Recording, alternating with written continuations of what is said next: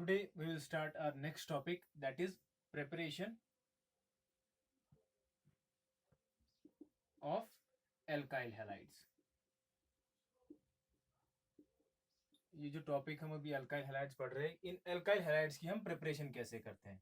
सी इनकी प्रिपरेशन करने के लिए हमारे पास बहुत सारे मेथड है। जो सबसे पहला मेथड हम लेते हैं वो हम इन अल्काइल हैलाइड्स को एल्केन्स से प्रिपेयर करते हैं।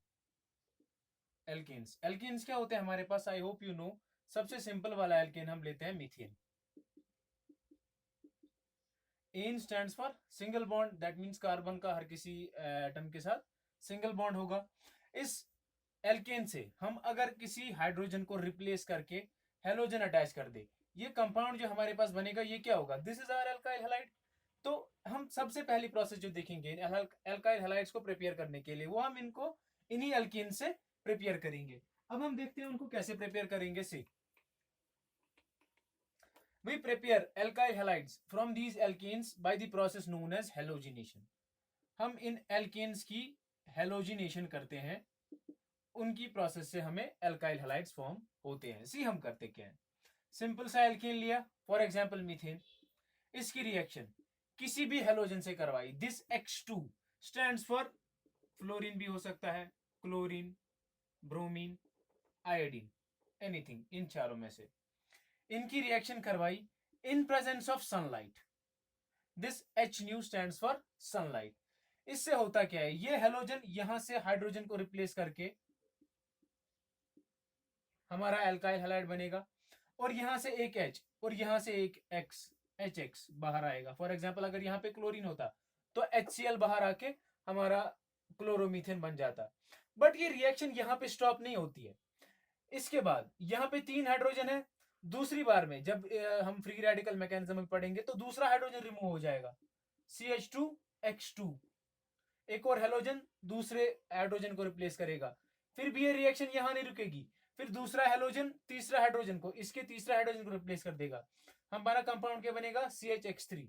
फिर भी एक हाइड्रोजन और है, एक और हाइड्रोजन रिप्लेस होगा, एंड में हमारा जो प्रोडक्ट बनेगा CX4। अभी हम ये रिएक्शन जब देखेंगे विल सी द प्रोसेस। एक चीज मैं जो यहाँ पे बताना चाहता हूं, ये रिएक्शन हेलोजिनेशन जो होती है इन केस ऑफ फ्लोरीन, अगर हम फ्लोरीन के केस में लेते हैं, ये वाली हेलोजिनेशन जो होती है, this is very rapid reaction. Rapid reaction that mean जब हम, अगर हमें फ्लोरोमीथेन प्रिपेयर करना होगा, फॉर एग्जांपल हमें किसी मीथेन के साथ फ्लोरीन अटैच करना है, हम इसको हेलोजिनेशन से नहीं कर सकते, क्योंकि ये रिएक्शन जो है फ्लोरीन के केस में reactivity towards the halogenation, fluorine के केस में ये रिएक्शन बहुत रैपिड होती है, वेरी रैपिड रिएक्शन, और अनकंट्रोलेबल होती है ये अनकंट्रोलेबल रिएक्शन। दैट मीन्स अगर हमें अल्काइल फ्लोराइड्स बनाने हैं तो हम हेलोजिनेशन वाली प्रोसेस से उनको नहीं बना सकते, इसके लिए हमें कोई दूसरी मेथड देखनी पड़ती है, वो हम बाद में देखेंगे। दूसरी चीज, ये आयोडीन के केस में जो रिएक्शन होती है, जब हम इसकी हेलोजिनेशन करते हैं, ये वाली रिएक्शन बहुत स्लो होती है और रिवर्सिबल होती है। Remember these 2 points, very important point. Fluorine के केस में हम हेलोजिनेशन नहीं करते हैं, क्योंकि वो वाली रिएक्शन बहुत रैपिड रिएक्शन होती है, अनकंट्रोलेबल होती है।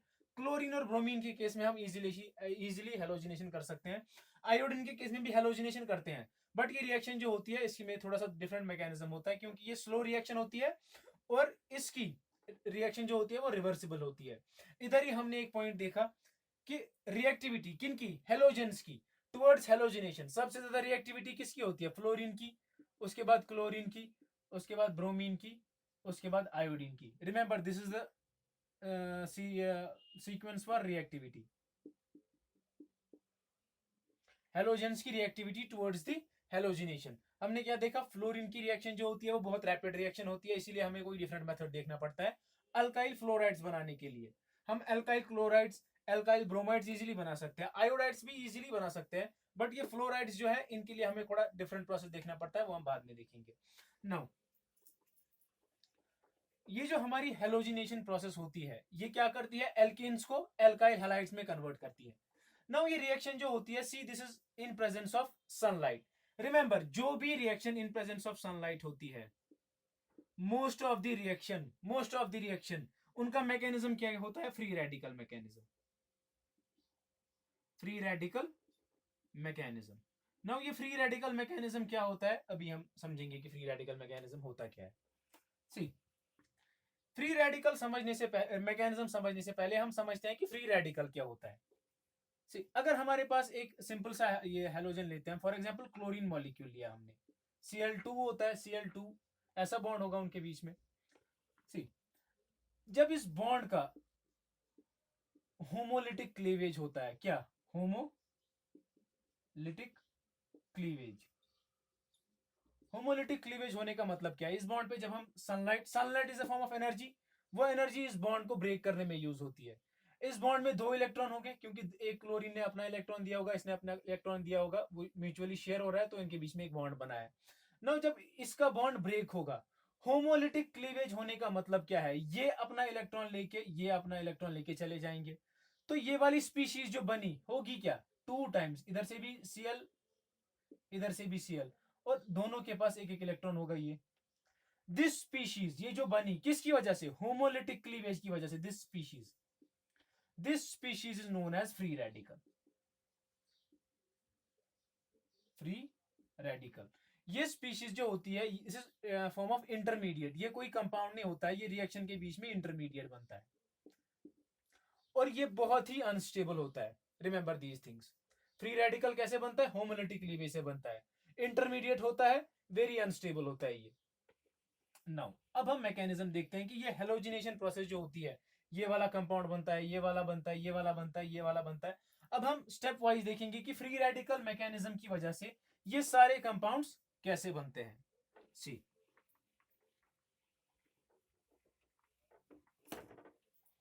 अब हम क्या देख रहे हैं, free radical mechanism. Free radical mechanism, सबसे पहले ये हम लेते हैं, हमें अल्काइल क्लोरोमीथेन बनाना है। For example we want to react methane CH4 plus Cl2, हमें ये वाली रिएक्शन चाहिए, मीथेन पे हमें क्लोरीन अटैच करना है।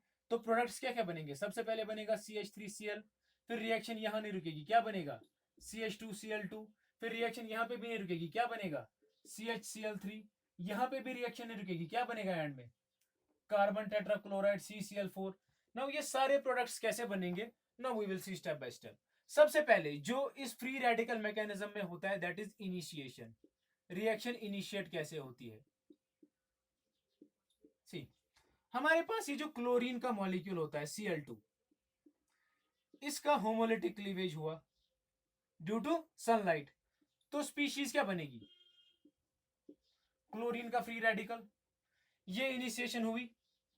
नाउ इसके बाद जो सेकंड स्टेप होता है वो होता है प्रोपगेशन, रिएक्शन आगे, अब फ्री रेडिकल हमारा बना, इसके बाद आगे रिएक्शन कैसे प्रोसीड होगी, that is known as propagation. Now ये फ्री रेडिकल हमारे इस मीथेन पे अटैक करेगा, this is CH4, this is methane. अब ये फ्री रेडिकल इस मीथेन पे अटैक करेगा। सी, ये मीथेन कैसा होगा, कार्बन के साथ ऐसे 4 हाइड्रोजन होते हैं, ये फ्री रेडिकल इसके एक हाइड्रोजन को निकाल के, होमोलिटिक क्लीवेज होगा इस क्लोरीन फ्री रेडिकल की वजह से, एक हाइड्रोजन और इसके बीच में फ्री होमोलिटिक क्लीवेज होगा, तो यहां से क्या बनेगा, हाइड्रोजन का एक फ्री रेडिकल बनेगा और CH3 फ्री रेडिकल बनेगा, CH3 फ्री रेडिकल, और ये फ्री रेडिकल H का Cl के साथ मिलके क्या बनाएगा, HCl, और हमारे पास स्पीशीज क्या बनी, CH3 फ्री रेडिकल, पहली स्पीशीज जो हमारे पास बनी CH3 फ्री रेडिकल। ना इसके बाद क्या होता है, ये मीथेन का फ्री रेडिकल दूसरे क्लोरीन मॉलिक्यूल का, इसका होमोलिटिक क्लीवेज करवाएगा, दिस इज, अब हमारे पास जो कंपाउंड होगा, हमने Cl2 डाला, एक ही मॉलिक्यूल तो नहीं होगा Cl2 का, बहुत सारे मॉलिक्यूल्स होंगे। अगर 1 मोल भी हमने डाला, 1 मोल ऑफ Cl2, तो उसमें कितने मॉलिक्यूल्स होंगे, 6.203 इंटू 10⁻23, इतने मॉलिक्यूल्स होंगे। नाउ इस CH3 फ्री रेडिकल की वजह से इसका होमोलिटिक क्लीवेज हो जाएगा, तो क्या बनेगा, 2 टाइम्स Cl फ्री रेडिकल। ना उसमें से एक फ्री रेडिकल इस मीथेन के साथ मिलके CH3Cl बनाएगा और एक फ्री रेडिकल जो है वो बचेगा लाइक दिस। नाउ ये रिएक्शन, ये फ्री रेडिकल जो है ये वापस से इस मीथेन पे अटैक कर सकता है, तो रिएक्शन फिर से वापस स्टार्ट होगी, या तो ये अपने ही इस क्लोरोमीथेन के ऊपर अटैक करके इसका दूसरा हाइड्रोजन रिप्लेस करवाएगा। नाउ जब इसने इस पे अटैच किया, ये स्पीशीज कैसी होगी, it's like this, this is chlorine और 3 हाइड्रोजन है। नाउ इस पे जब ये क्लोरीन फ्री रेडिकल अटैक करेगा तो ये इस बॉन्ड का, इस वाले बॉन्ड का होमोलिटिक क्लीवेज करवाएगा और इसका जो ये H फ्री रेडिकल बनेगा लाइक दिस, ये इसके साथ मिलके क्या बनाएगा HCl, और यहाँ पे स्पीशीज क्या बचेगी CH2 Cl का फ्री रेडिकल लाइक दिस, और यहाँ पे एक HCl बाहर आया। नाउ ये फ्री, ये वाला फ्री रेडिकल इसका, ये दूसरे क्लोरीन मॉलिक्यूल पे ऐसे ही अटैक करेगा लाइक दिस, ये वाला फ्री रेडिकल बचा, ये दूसरे किसी क्लोरीन मॉलिक्यूल पे अटैक करेगा और उसका होमोलिटिक क्लीवेज करवाया, तो वहां से जो Cl का फ्री रेडिकल बनेगा वो इससे अटैच होगा और दूसरा फ्री रेडिकल बच जाएगा। तो ये जो इसके साथ फ्री रेडिकल इसके साथ आया ये क्या बनाएगा CH2 Cl2, एक क्लोरीन तो था, दूसरा भी अटैच होगा और यहां से एक जो बचेगा लाइक दिस। नाउ ये वाला क्लोरीन फ्री रेडिकल फिर से इस पे अटैक कर सकता है, या तो इसी से एक हाइड्रोजन रिप्लेस करवाएगा। ऐसे ये रिएक्शन आगे आगे प्रोसीड होती जाएगी। सी जब इसने इसी पे अटैक किया फिर से वापस, ये स्पीशीज कैसी होगी, 2 क्लोरीन 2 हाइड्रोजन। नाउ एक फ्री रेडिकल क्लोरीन का इस पे अटैक करके इस वाले बॉन्ड का होमोलिटिक क्लीवेज करवाएगा, इस वाले बॉन्ड का होमोलिटिक क्लीवेज करवाया तो ये H डॉट और ये Cl डॉट मिलके HCl बनाएंगे और बचेगा इसका free radical, this free radical it's left here, ये वाला फ्री रेडिकल। नाउ ये फ्री रेडिकल फिर से किसी क्लोरीन पे अटैक करके उसका होमोलिटिक क्लीवेज करवाएगा, ऐसे ये रिएक्शन चलती जाएगी। ठीक, नाउ ये वाला फ्री रेडिकल किसी और क्लोरीन मॉलिक्यूल का होमोलिटिक क्लीवेज करवाएगा, इसका होमोलिटिक क्लीवेज करवा के ये अपना इलेक्ट्रॉन लेके ये अपना इलेक्ट्रॉन लेके इससे मिल जाएगा, तो स्पीशीज क्या बनेगी हमारे पास CH Cl3, अब 2 क्लोरीन थे एक और जोड़ा Cl3 और ये फ्री रेडिकल अपना, ये वाला फ्री रेडिकल। नाउ ये फ्री रेडिकल फिर से इससे एक हाइड्रोजन रिप्लेस करवाएगा,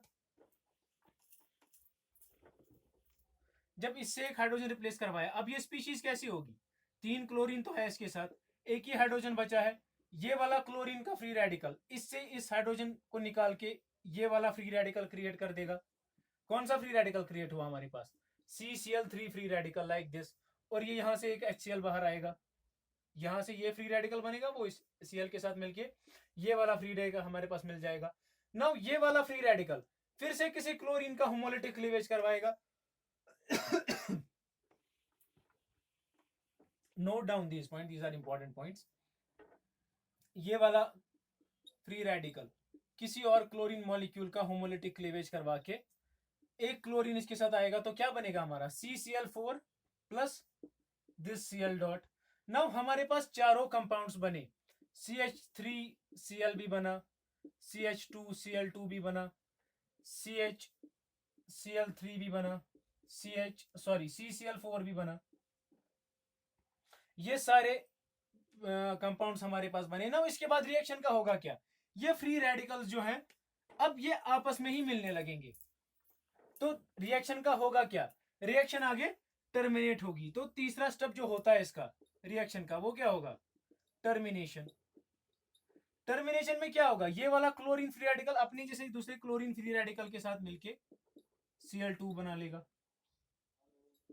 या तो मीथेन का कोई फ्री रेडिकल क्लोरीन के फ्री रेडिकल के साथ मिलके CH3Cl बनाएगा, और मोस्ट इंपॉर्टेंट मीथेन का फ्री रेडिकल किसी दूसरे मीथेन के फ्री रेडिकल के साथ क्या बनाएगा, ethane, C2H6, this is ethane. बहुत सारे एग्जाम्स में क्वेश्चन आता है कि क्लोरीनेशन में जब इसकी हेलोजिनेशन करते हैं मीथेन की तो उसमें इथेन कैसे बनता है, see it's formed like this. और ऐसे ही ये सारे फ्री रेडिकल्स आपस के में मिलके इस रिएक्शन को टर्मिनेट कर देंगे। I hope it's clear. Very important topic, free radical mechanism. Now same happens for bromine. Bromine के साथ भी सेम स्टेप्स होंगे. वहां पे यहाँ Cl3 Cl नहीं होगा, वहां पे Br होगा, यहाँ पे Br2 Br3 Br4.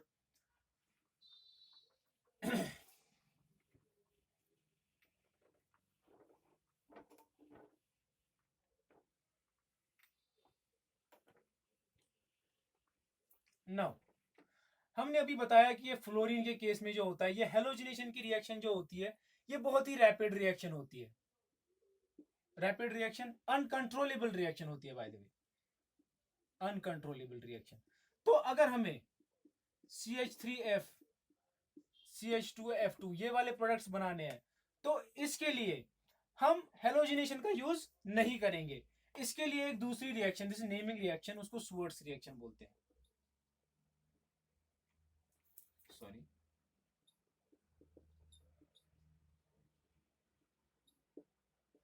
Remember, alkyl fluorides बनाने के लिए, एल्काइल फ्लोराइड्स ये वाली स्पीशीज बनाने के लिए, for example I am talking about this CH3F, अगर हमें ये वाला स्पीशीज बनाना होगा, इसके लिए हम हेलोजिनेशन का यूज नहीं करेंगे. हम कौन सी रिएक्शन का यूज करेंगे? स्वर्ट्स रिएक्शन. नाउ सी स्वर्ट्स रिएक्शन में होता क्या है. हम कोई भी, अगर हमने कोई भी कंपाउंड बनाया है, फॉर एग्जांपल हमने एल्काइल हैलाइड बनाया है CH3Cl, ये हमने हेलोजिनेशन से बनाया है. इसका यूज करके, इसी का यूज करके हम इसके साथ mercurous fluoride, this is one compound, इसकी रिएक्शन करके ये फ्लोरीन इस क्लोरीन को रिप्लेस कर देगा. तो क्या बनेगा? CH3F, और ये आपस में मिल जाएंगे Hg2Cl2. This is displacement reaction यहां पे हो रही है. फ्लोरीन क्लोरीन को डिस्प्लेस कर रहा है. And this reaction, special reaction for alkyl fluorides, remember this reaction is known as Schwartz reaction.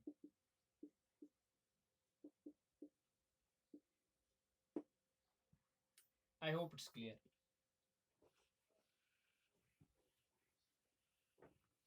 और आयोडीन के केस में, जब आयोडीन सॉरी एल्काइल आयोडाइड्स हमें बनाने होंगे.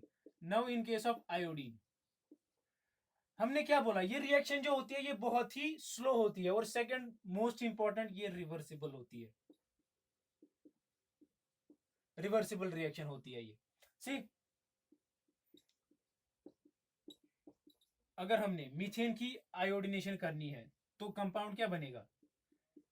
CH3I, बट ये और एक HI भी बाहर आएगा, इधर ही लिखते हैं. बट अभी मैंने बोला ये रिएक्शन जो होती है ये डायरेक्ट रिएक्शन नहीं होती है, it's a reversible reaction. That means ये कंपाउंड जब बना, ये रिएक्शन वापस बैक भी हो सकती है. ये CH3I वापस मिलके CH4 और I2 वापस दे देगा.